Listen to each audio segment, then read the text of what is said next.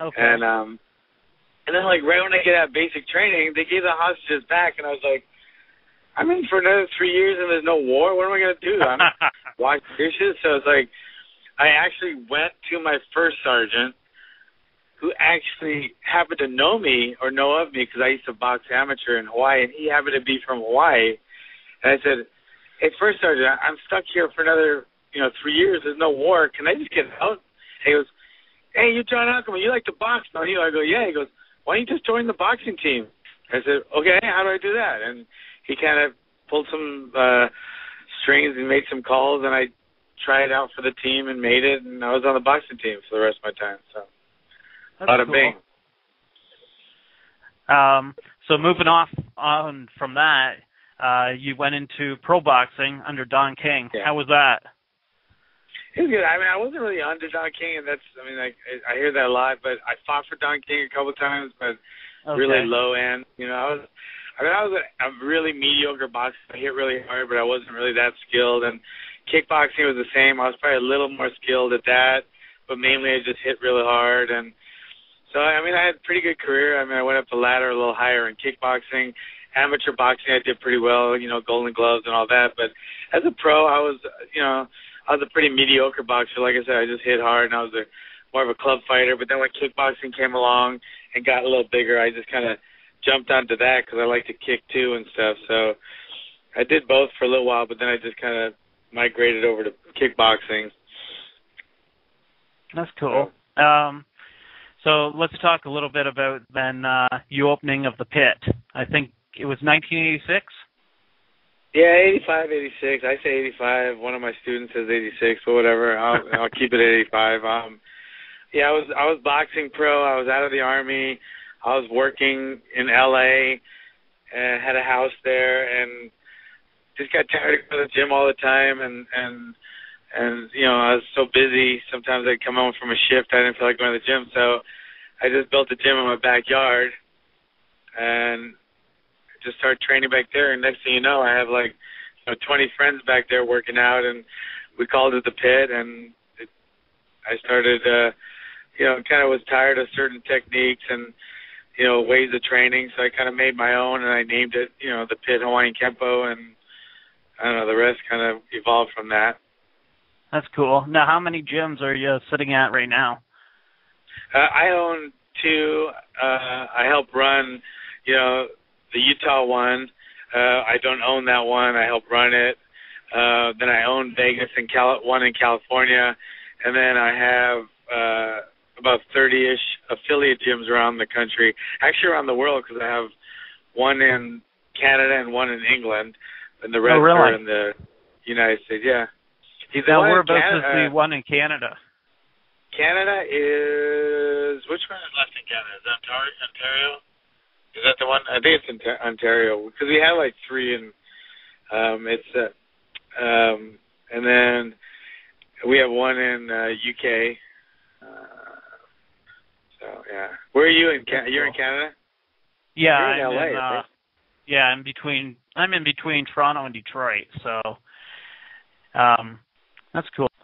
Okay, so you have to explain to me, what exactly is Hawaiian Kempo? Hawaiian Kempo is just my system of martial arts. So it'd be like, what's the difference between jiu-jitsu and Brazilian jiu-jitsu, or, I'm from Hawaii, so I just put it together, and it's just different techniques and training methodology and philosophy that I created and I liked, and I put it together, and I made a belt system at it, so you could quantify it, belt to belt, and I call it Hawaiian Kempo. Nice. Okay, yeah, so it worked pretty well. How did you meet Chuck Liddell? We kind of got thrown into, we were both in neighboring towns about 20 minutes apart, and he was the tough guy in his town, I was the tough guy in mine, and his instructor, was tired of hearing about me all the time, so he kind of set us up for a fight, basically called it a sparring match and put us together, and we ended up in a sparring match, and he started training with me the next day. Nice.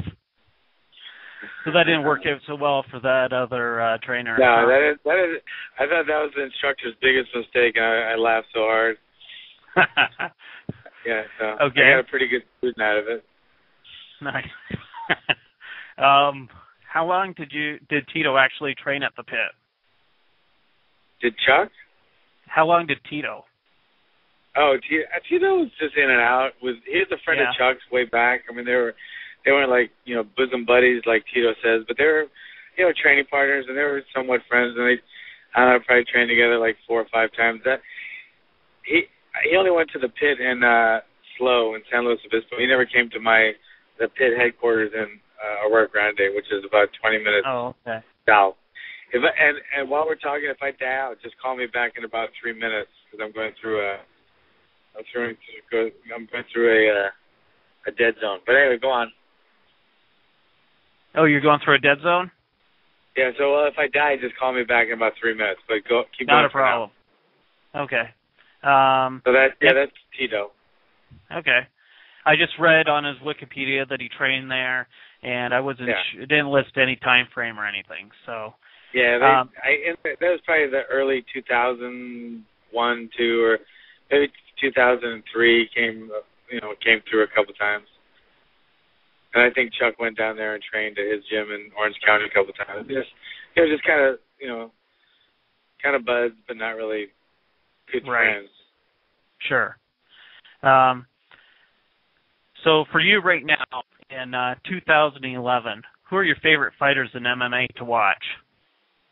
Okay. I'll have to go with my own, or do you want me to go outside of mine? Because that's not really.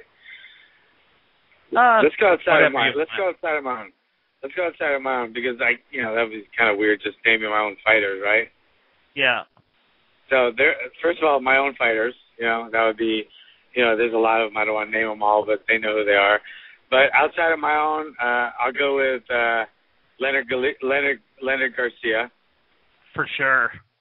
I love Leonard Garcia. I love his fighting heart. I love his attitude. I love his fighting spirit. I love his skills. So without a doubt, my number one would be Leonard Galiza.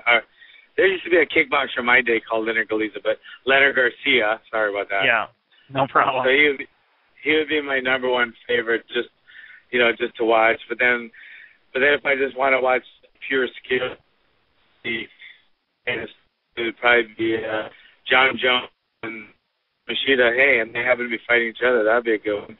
So those two guys are probably, I love watching those two guys fight. I'll tell you what, that Japanese guy that just fought in the UFC in Anaheim on the show, Yamashita.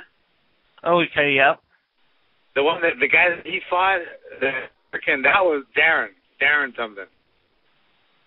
Yeah, I'm not sure. Yeah, that guy was unbelievable. And then of course, who the two guys that just were?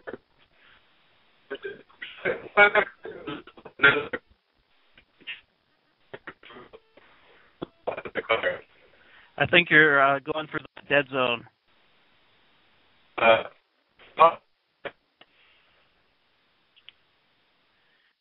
Still there? No, I think we lost him. So I'll give John a call back in about 2 minutes. He said he'd be going through a dead zone. He's in his car. Once again, we're talking to John Hackleman, the famous trainer of Chuck the Iceman Liddell. I have a few more questions for him. So I will give him a shout back right now and see if we can get a hold of him. He said about 3 minutes, so let me give it a few more minutes before I give him a call back. So we were talking about his favorite fighters to watch, and he mentioned Machida, John Jones, Leonard Garcia, all awesome fighters. John Jones versus Leonard Garcia, December 10th or 11th. It's going to be a great fight in Toronto, UFC 141. Excited for that. Let's give him a call back.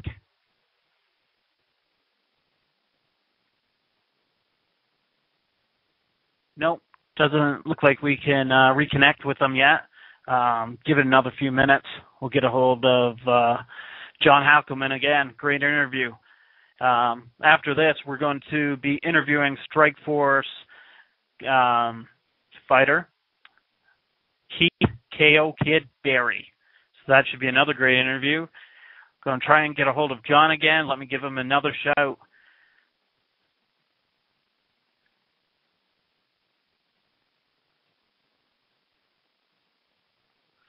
Calling John on the phone here. Enjoy the music until your party answers the phone. Someday love will find you. Straight those chains that bind you.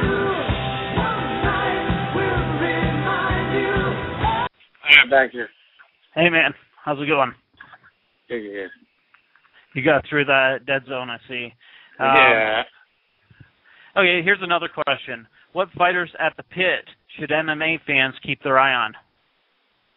Well, number one, new guy just knocked out Rico Rodriguez, Glover Teixeira. Right, he won 14 straight over in Brazil. And wow. As soon as he gets his V-Sol straightened out, he'll be back. Nice. I might turn the light up there. And then we got Court McGee, obviously. He's over at the pit, Utah.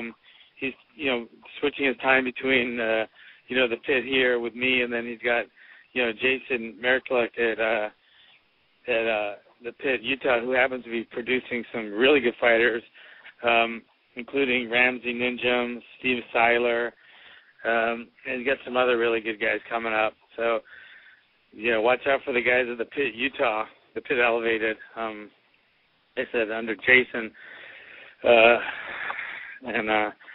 so you watch out for Ramsey, Court. They're coming up strong. We got Antonio. He's making a comeback. Had a tough showing in the UFC, but then he just turned around and he fought in the Dream Tournament and he won his first match. So he's going into the semis New Year's Eve. Okay, good stuff. I only have two more questions for you. Any street fight stories you can share with us?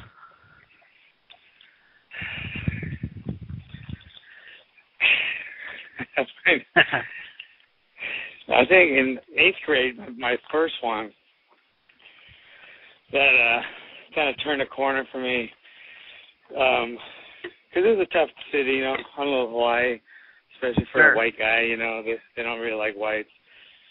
And some guy was picking on me in the cafeteria, Daryl Teixeira. And I don't know, so we started fighting, and so we said, okay, well, they broke it up. So I said, well, he said, well, I'll meet you back in the back. He used to fight in the bathrooms all the time. Yeah. So, and the bathrooms were all lettered, like A bathroom, B bathroom. So I'll meet you at our bathroom, Monday at 10 a.m.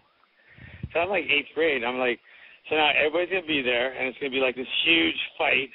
Right. And so the first shot, I'm the skinny little white kid, long blonde hair, and he's a big, football type, Portuguese guy, a lot bigger and buffer and stuff. But so I showed up at 10 o'clock, but I went surfing that morning, and so I'm surfing out there. I'm looking at my watch, or I look what time it was. I was like, shit, I got to get back to school. I didn't go to school much back there.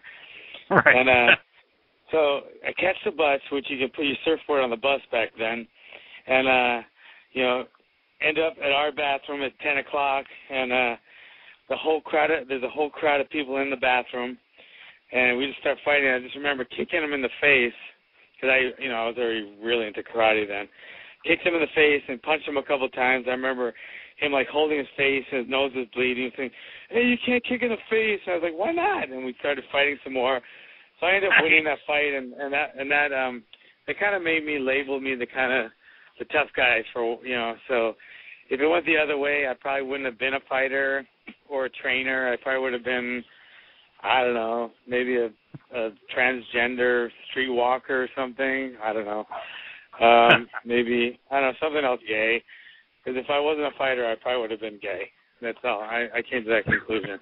But I won that fight, so I think that fight helped launch me into, being the local tough guy, So anyway, that's I've been in a bunch since then. I was a bouncer, and so I was in a lot of street type fights since then. But that's probably the first one. That's the one that stood out.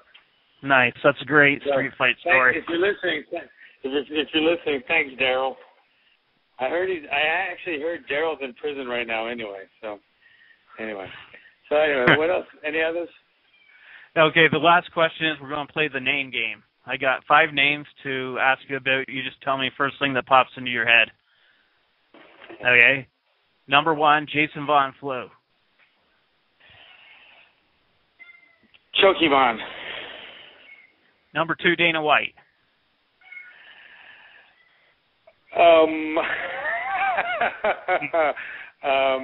Icon.